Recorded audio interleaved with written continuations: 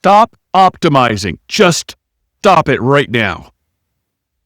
It's me, Tony, TikTok algorithm guy. Now let's talk today about how long until we all get tired of being manipulated. Here's what I'm seeing. I'm seeing patterns everywhere. These formulas that creators are doing work. They really do. They're setting up tension. You're creating the same patterns, training viewers on these things that actually do stop the scroll. They work. Neurologically, these items stop the scroll.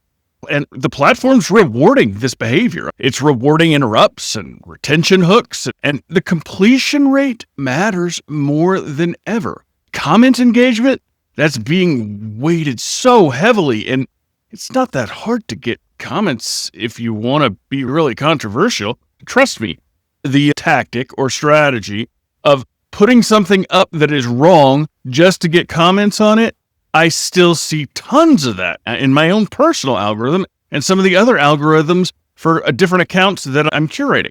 So the thing is, I want creators and advertisers to understand this isn't about gaming. It's about knowing what you're participating in. It's about understanding that this is temporary. What we're seeing right now, so we went through it on the web back in the day, and I'm an old guy, so I always got to compare that old stuff. But anyway, so back in the olden days, as my kids would say, when the web first came out, everybody was trying to find this magic bullet formula. And people are still, to this day, 20 or 30 years later, still trying to look for a magic bullet formula. And those don't exist. I learned that a long time ago. There is no magic bullet formula. Now, the thing is, you can utilize these tactics while they work, these hooks in the beginning, obviously to stop the scroll, trying to increase engagement, etc., but doing it in a formulaic way to where it's just the same videos over and over again. It's gonna get tired. Those videos are already, if you're working in that field and you're seeing that all of those formulas aren't working quite as well, maybe look at creating some of your own formulas. Understand why those hooks are there. Go and study some natural language processing. Understand what is going on neurologically with some of these things.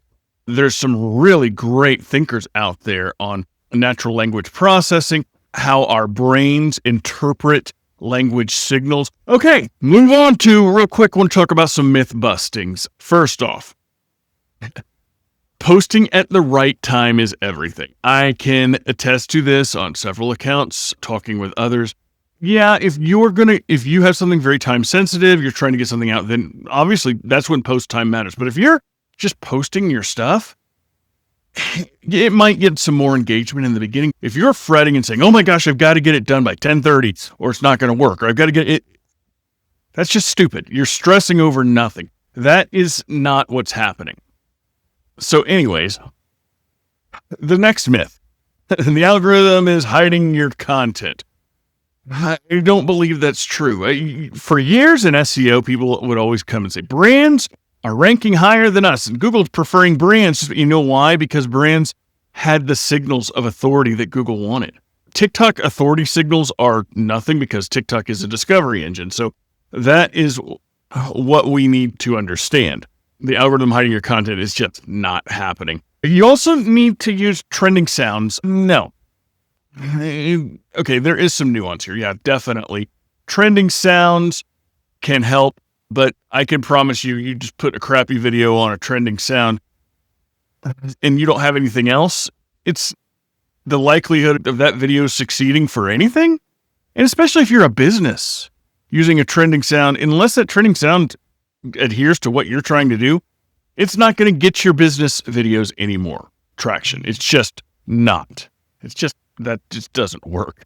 And here are my notes. Let's see how you're wondering. Okay, yeah, we already talked about how sustainable the formulaic stuff is. Remember that. Just remember on that. Formulaic stuff. Compared to other platforms, the audience sophistication increases over time. We know that. And we've seen that in Instagram. We've seen that. And now TikTok's a different animal because it is a discovery engine. But we're in a primal phase. We're experiencing direct dopamine manipulation. with a lot of these videos. And our brains and our pocketbooks aren't going to support that much longer. The bigger question is, are we training our audience? Are we exhausting it? That's something to think about. My closing thought, my personal stance, my opinion, ride the wave and don't mistake it for an ocean. What does that mean?